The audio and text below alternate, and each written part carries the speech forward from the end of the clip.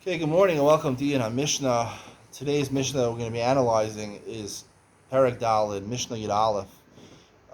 We talked about, in the previous Mishnah, we talked about that Yeshua does not rely on the fact that if you have 100 fig cakes of chulin and one fig cake of truma on top, and you know it's on top, so there's no bittul over here. But obviously, if you know, therefore, if you don't know, if it's only 50 piles and you know it's on top of one of them, we don't say there's bittul 1 to 100. You have to consider all the piles. You need 101 piles, not 50 piles. However, this mission discusses where you only have one pile, and you know the truma is on top of it, so you have 100 to 1. What's Yeshua going to say over there? You can't have any more. So there's a machlokas, extended machlokas. Shmuel says, even if you just, haphazardly just took off the top ones, the top measurement of truma. So that's where it was. So you took it off. We don't have to assume that a little bit of the truma got mixed into the bottom part. There's a chazaka. We rely on a chazaka over here, according to Elazar, because again, he holds that there is a bittul 100 to 1. This 100 to 1 bittul applies even where you know where it is in the top. Yeshua says no. Obviously, in this case, you only have to take off the top. You know the truma is on top, but you have to be machmir to take a little more than just one saw, because you have to make sure that nothing got mixed into the bottom. Why is Rabbi Shua more machmir than Rabbi Elazar in this case? There should be no machlokas, right? You took off one, you took off the truma, you know where the truma was, you took it off.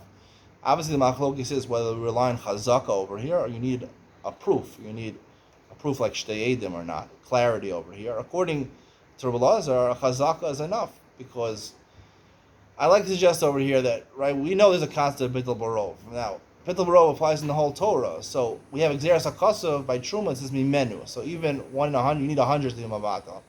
I don't think it means that we don't apply bittul barov over here. We do apply bittul barov over here. Even 2 to 1, it nullifies the status of, if you have 2 parts chulin and 1 part truma, it would nullify the status of truma.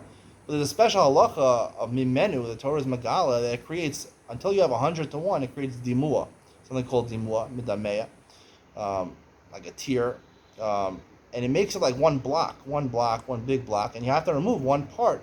It's not that you're being mafresh the truma, it's sort of a knas, right? Because how do we know that what you took off is the truma, right? It's just a knas, really, bitul barov, it's batal barov, it's nullified, it's not truma anymore.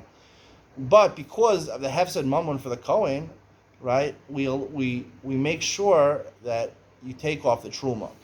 We don't allow bittul barov to not give to the Kohen, because part of the mitzvah is that you should give the money to the Kohen.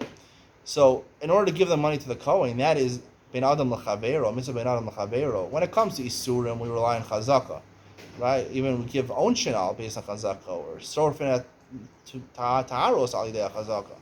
When it comes to Be'am L'Chavero, we have a general big rule. Hamotzi M'Chavero Al-Varai, you need a proof.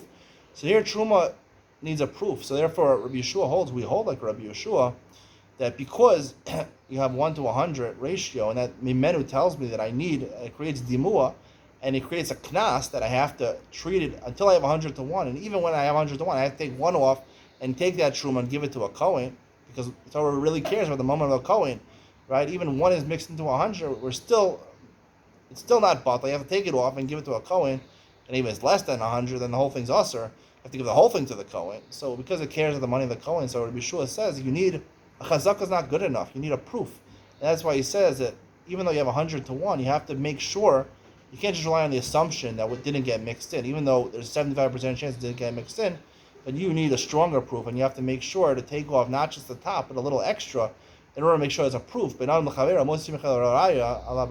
you have proof that you took everything off, and that everything that is owed to the Kohen will get. Hope you enjoyed today's share. See you in the next one.